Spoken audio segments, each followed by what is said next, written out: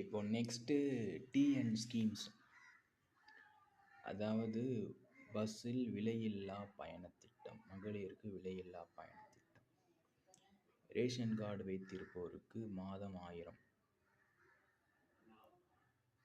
அதுக்கப்புறம்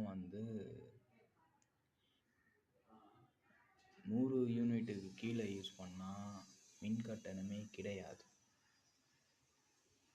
100 யூனிட்டுக்கு மேலே யூஸ் பண்ணால் மின் கட்டணம் இருக்குது.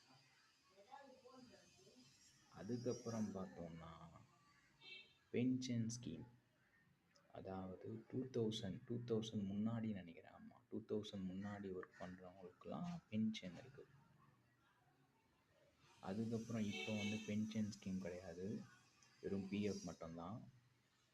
ஸோ கவர்மெண்ட் லேபில் நீ இருந்தீங்கன்னா உனக்கு கோட்ரஸ் கொடுத்துருவாங்க, அலாட் பண்ணுவாங்க. ஸோ அந்த கோட்ரஸில் நீ இருக்கலாம். ஸோ கவர்மெண்ட் ஜாப் போனீங்கன்னா நீங்கள் குரூப் 1, குரூப் 2, குரூப் 3, குரூப் 4 இதெல்லாம் கிளியர் பண்ணிங்கன்னா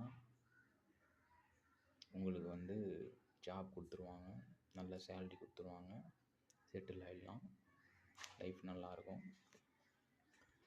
அப்படியே ப்ரைவேட் செக்டார் எடுத்துட்டோம்னா, ப்ரைவேட் செக்டாரில் பற்றி எனக்கு தெரியல. இப்போ ஆல்ரெடி விற்றுட்டாங்க எல்ஐசியை, விற்றுட்டாங்க. எங்கே பார்த்தாலும் அட்வர்டைஸ்மெண்ட்டாக போட்டு சாவடிக்கிறாங்க. எதுக்கு தான் அட்வர்டைஸ்மெண்ட் போடுறீங்களா? அதப்பா எதனா ஒன்று பார்க்க வந்தால் இந்த பிராண்டை ப்ரொமோட் பண்ணி சாவடிக்கிறோம். ஒரு நல்ல பிராண்டுக்கு விளம்பரம் இருக்கும், கெட்ட பிராண்டுக்கு விளம்பரம் இருக்காது.